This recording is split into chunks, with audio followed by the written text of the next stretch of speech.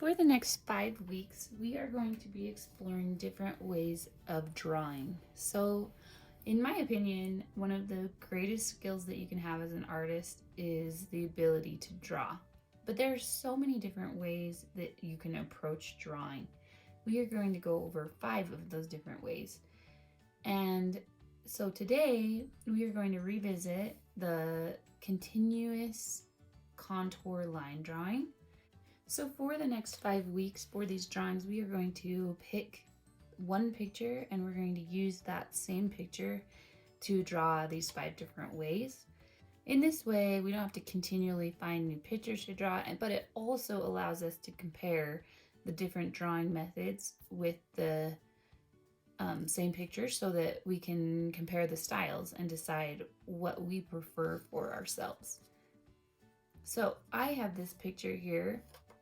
It's the same picture, or it's the same flowers, but one is taken more close up. And my brother took this picture, so this is the picture that I'm going to work from for my drawings for the next 5 weeks. I'm going to take my paper and grab a pencil, and then we're going to get started. So in these next 5 weeks, we're not going to do a PDF printout or a warm-up. We're just going to go straight to the project.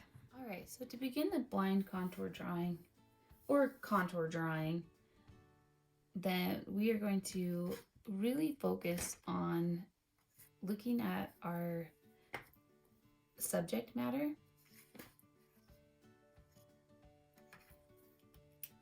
And I'm going to use the one that's closer up on this picture because it's going to help me to see the details better.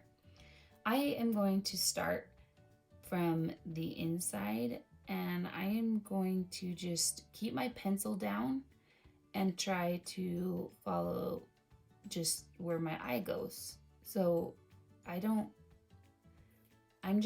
it's like taking your pencil for a walk.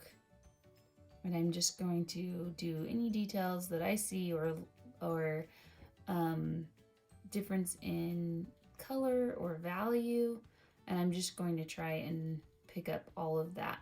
So a lot of this, I would say mostly I'm going to be looking at the image rather than my paper, but every once in a while I will come back to my paper just to make sure that I'm still drawing on my paper, so that I don't get lost in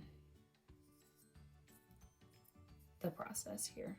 So I'm just gonna start drawing, and I'm going really slow because I want to make sure that I get every detail.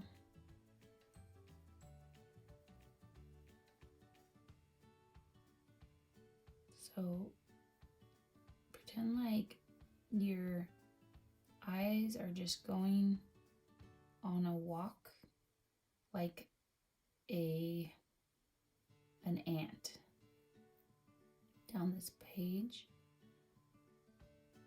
and you're just picking up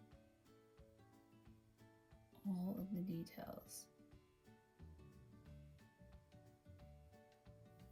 And it's okay if you retrace lines that you've already been. Just try to keep your pencil down because you want to know every single place that your eye went to on this.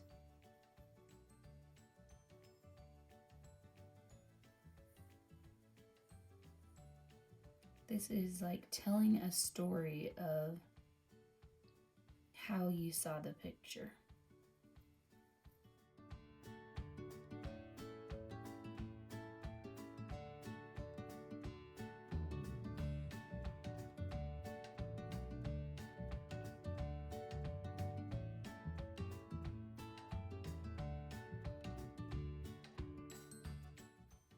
Of all of the ways of drawing,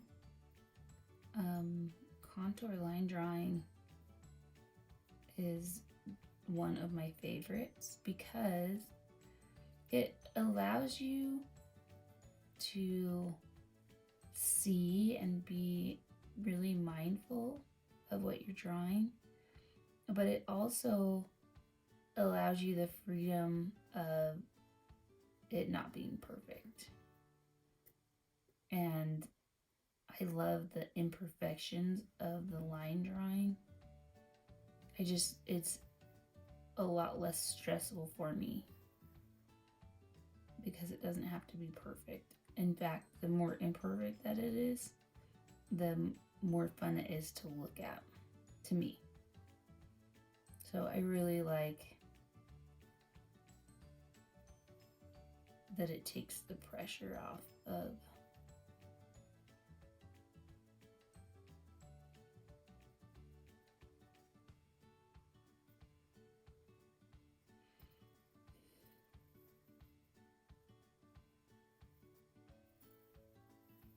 or the question of, oh, am I not good at drawing? A lot of people are, when you say we're gonna draw today, they get really anxious because they're afraid that they're not going to be good at it. But blind contour drawing, you don't have to be good at it. All you have to do is put your pencil on paper and follow along with what you see. Just draw what you see. That's it.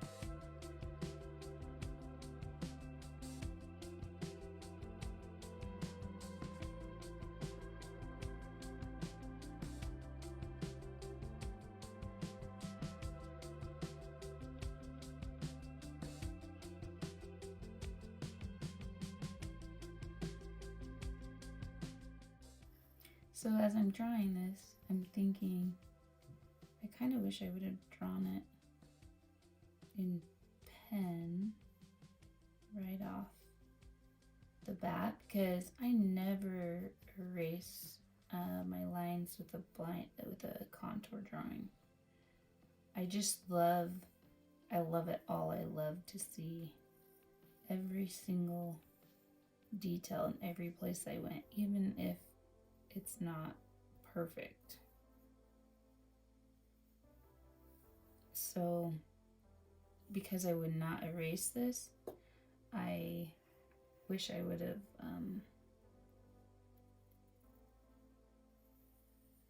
just drawn it in pen from the beginning, because I think I want to color this, and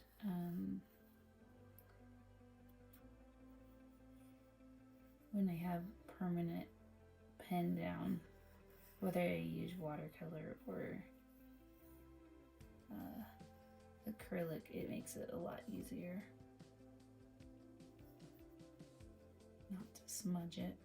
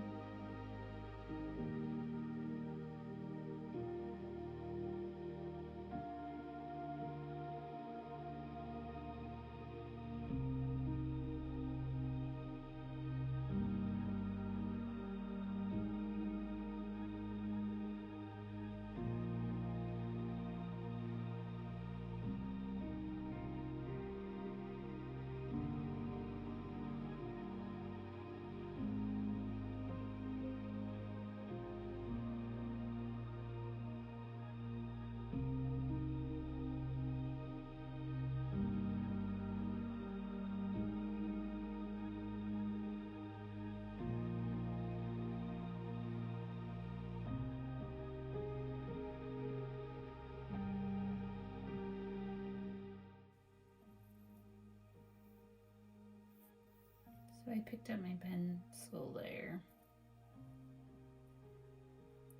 because I was looking at the picture and trying to decide if I wanted, I'm not adding every single leaf and every single stem. My focus is on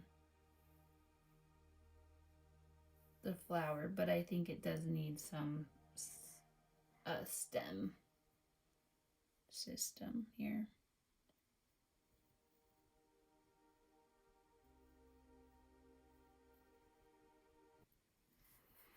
So I just wanted to put in enough of a stem that it didn't look like the flowers were floating in midair. I love this composition. I love the composition. I love these line drawings. So, okay, now I could leave it like this. I could come back in just with a Sharpie marker and do a Sharpie marker over the top and just leave that, or I can color it.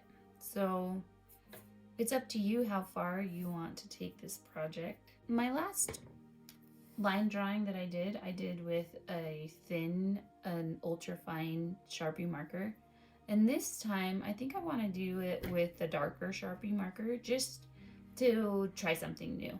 I don't know that I would normally do that. I think I naturally would do the finer Sharpie marker. I like the thinner lines, but because we've already done that, I want to try something different here.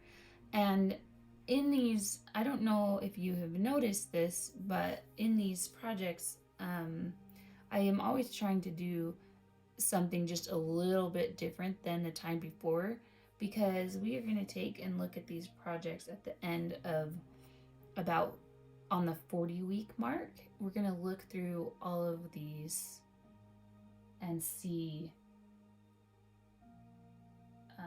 what we like the best. And so to have more options to explore our different styles and different ways of making marks, it's going to help us to get closer to developing an art style that we like the best.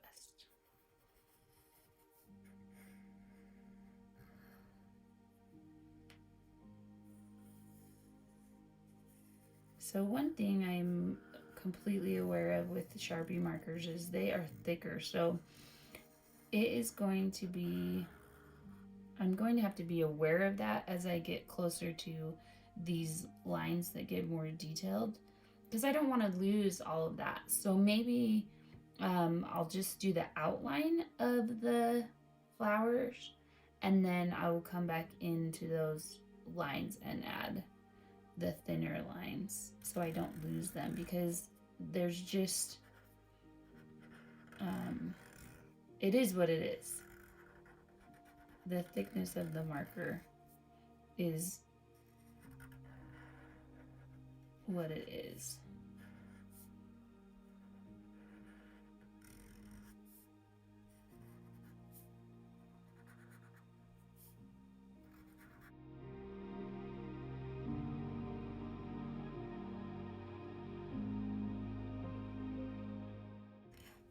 You can just see how in one swipe you can lose the edge details with the Sharpie marker if you are not careful.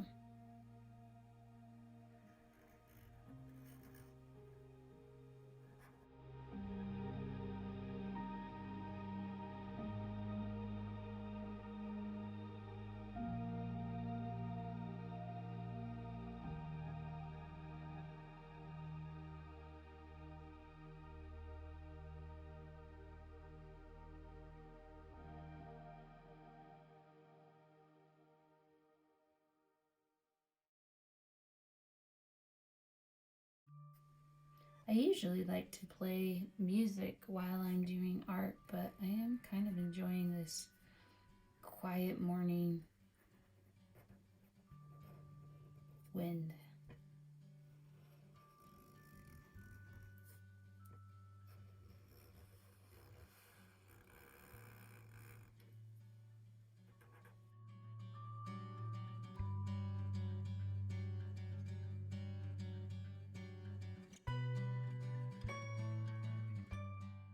So I just lost a lot of lines there that made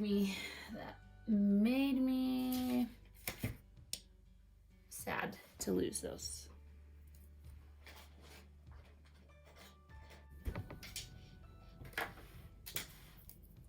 Okay, so I did grab a thinner Sharpie marker just because I couldn't see those lines anymore, and I just knew that I would forget what I had there if I didn't draw them in.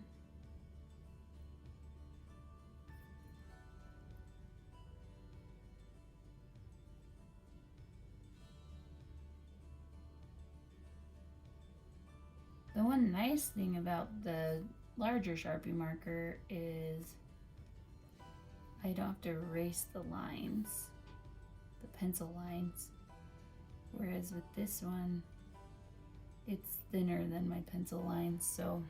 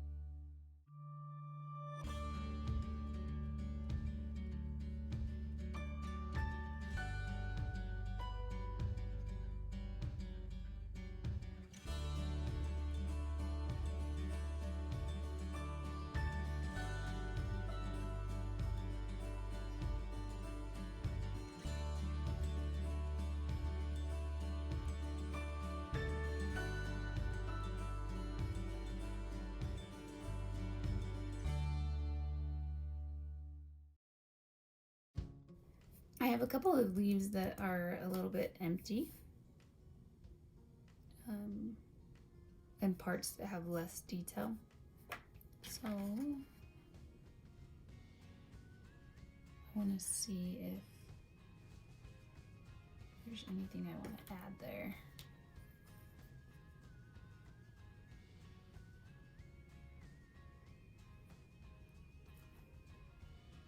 I picked the highlight to bring back out.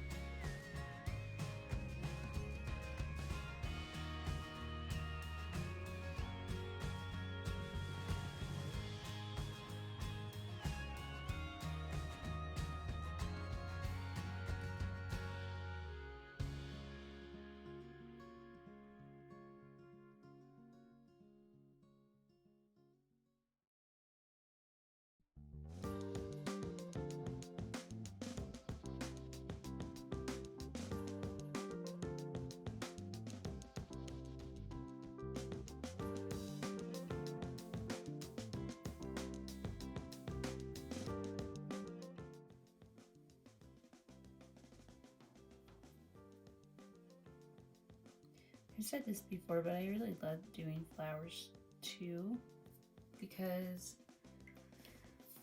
as long as they generally have the same shape, it's not, you don't have to draw these perfectly, like faces. Faces are a much harder subject matter to draw and do well, because if the eyes or the nose are out of proportion, then it looks funny. But with flowers, you have a lot more leeway. Okay, now I just can't decide. I really actually just like this line drawing as it is. So maybe today I'm just gonna leave it. Or another thing I could do is I could make a photocopy of the drawing and color the photocopy and see if I like it colored better or black and white better. So before committing to coloring the whole thing.